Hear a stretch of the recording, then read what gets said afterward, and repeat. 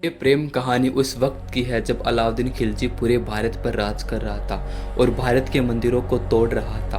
भारत के मंदिरों को वो तोड़ते तोड़ते गुजरात के सोमनाथ मंदिर को भी तोड़ दिया और सोमनाथ में रखी शिवलिंग को वो दिल्ली दरबार में लेके जा रहा था। और जालोर के राजा कानर देव चौहान को जब शिवलिंग के बारे में पता चला तो अलाउद्दीन की खिलजी की सेना के ऊपर आक्रमण कर दिया और इस युद्ध में कानर देव विजय हुए और शिवलिंग को फिर से स्थापित कर दिया गया।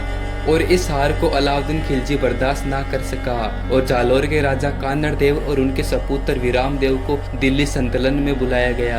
और वीराम देव जालोर के सबसे बड़े योद्धा थे। जब राजा कानर देव और वीराम देव दिल्ली पहुंचे तो अलाउद्दीन खिलजी की बेटी ने वीराम देव को देखा और देखते ही पहली नजर में वीराम देव को अपना दिल दे बैठी। फिरोजा वीराम देव से शादी करने की जिद करने लगी, लेकिन अंत में अलाउद्दीन खिलजी को अपनी बेटी के सामने हार माननी पड़ी। फिर वीराम देव से शादी कराने के लिए राजी हो गए।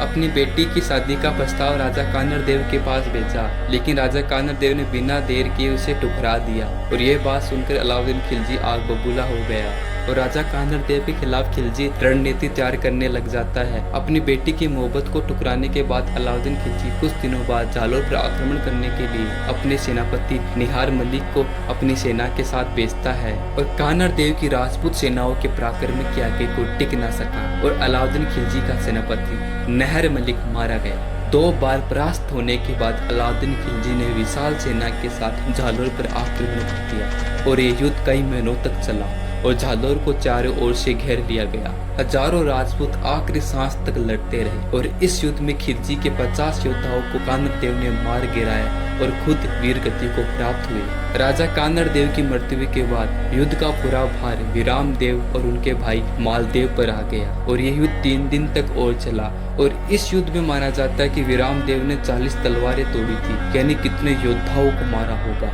और युद्ध के दौरान खिलजी के सेनापति ने एक बार फिर से वीराम देव को विवाह का प्रस्ताव भेजा, लेकिन वीराम देव ने इनकार करते कहा कि मेरा कुल लज्जित हो जाएगा इस तुर्कनी से मैं शादी करूंगा तो।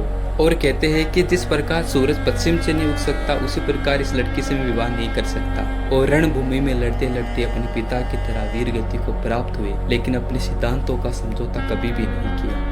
जब फिरोजा को पता चला कि वीराम देव की मृत्यु हो गई है तो वह बहुत दुखी हुई और वीराम देव का कटा हुआ सिर लेकर वे यमुना नदी में सती हो गई।